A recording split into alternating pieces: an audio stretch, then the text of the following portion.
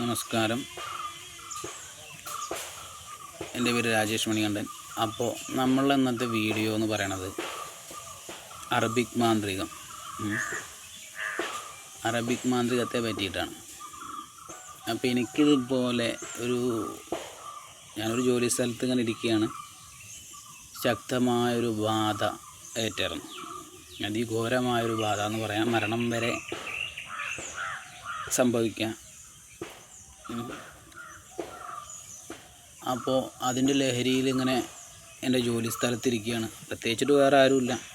അത്യാവശ്യം നേരത്തെ അതിരാവിലെ ഇരിക്കുന്ന സമയത്ത്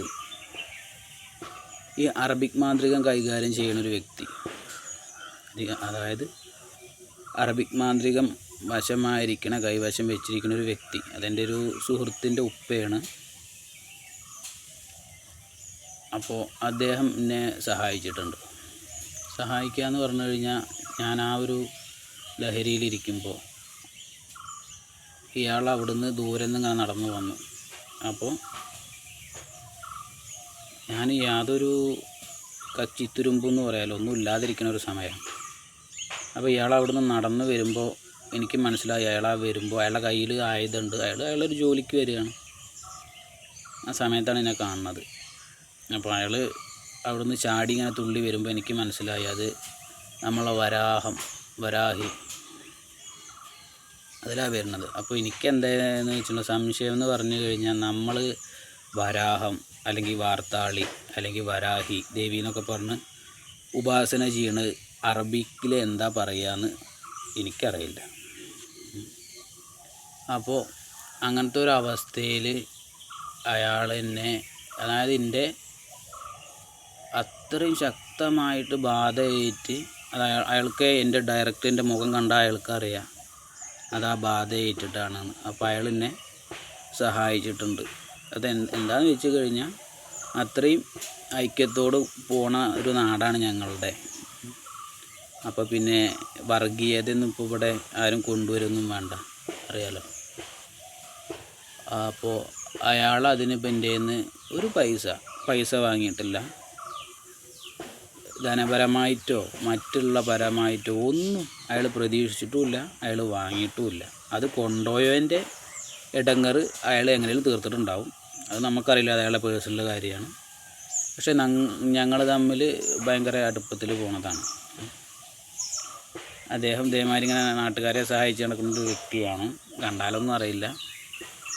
അപ്പോൾ അങ്ങനത്തെ കാര്യങ്ങളിലൊക്കെ എനിക്ക് അറബിക് മാന്ത്രികമായിട്ട് നടക്കുന്ന ആളുകളെ വലിയ കാര്യമാണ്. അവർ ആ ആപത്ഘട്ടത്തിൽ രക്ഷിച്ചു, ശിക്ഷിക്കുകയല്ല ചെയ്തത്, രക്ഷിച്ചു. അത് വേറെ ആൾക്കും ചെയ്യാൻ കഴിയില്ല.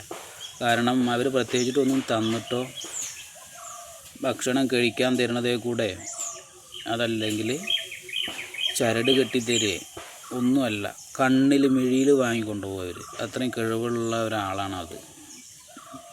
ആ വിദ്യ എൻ്റെ കൈവശമുണ്ട്. അപ്പോൾ തിരിച്ച് നമ്മൾ ചെയ്തിട്ടുമുണ്ട് അതുപോലെ. അദ്ദേഹത്തിൻ്റെ മകന് വേണ്ടിയിട്ടും ഒക്കെ നമ്മൾ ചെയ്തിട്ടുണ്ട്. അപ്പം ഞങ്ങളപ്പോൾ അത്രയും സുഹൃത്തുക്കളായിട്ട് നടക്കുന്ന ഒരാളാണ്. അപ്പോൾ അത് അവരറിയും കൂടിയില്ല. അപ്പോൾ ഈ വക കാര്യങ്ങൾക്കൊന്നും നമ്മൾ പൈസ വെച്ച് തൂക്കിയിട്ട് കാര്യമില്ല, മനസ്സിലായോ? പൈസ അല്ല പ്രധാനം. അപ്പോൾ അവിടുന്ന് ഇങ്ങോട്ടാണ് ഞാനൊന്ന് സ്റ്റാൻഡായത്. കാരണം അവരും കൂടി വേണം ചില കാര്യങ്ങൾക്ക്. സ്റ്റാൻഡാവുക എന്ന് പറഞ്ഞു കഴിഞ്ഞാൽ ഒന്ന് ഉഷാറായത്. അപ്പോൾ അത്രയേ ഉള്ളൂ പറയാനുള്ളത്. പിന്നെ ഇപ്പോൾ എന്തെങ്കിലും സംശയങ്ങൾ ഉണ്ടെങ്കിൽ അതിൽ പറയാമല്ലോ. അതിൽ ചിത്രപഥങ്ങൾ ഉൾപ്പെടുന്നുണ്ട്. അത് ഞാൻ അദ്ദേഹത്തിൻ്റെ മകനോടൊക്കെ സംസാരിക്കുമ്പോൾ എനിക്ക് മനസ്സിലായിട്ടുള്ളൊരു കാര്യമാണ്. ഞാൻ കുത്തിയിട്ടൊന്നും ചോദിക്കലില്ല. ചിത്രപഥങ്ങൾ ചിത്രസഹിതം ഓരോ പദങ്ങളും അതിനുള്ള ശിക്ഷകളും എഴുതി വെച്ചിട്ടുള്ള പുസ്തകമൊക്കെ അവർ കൈകാര്യം ചെയ്യണതാണ്.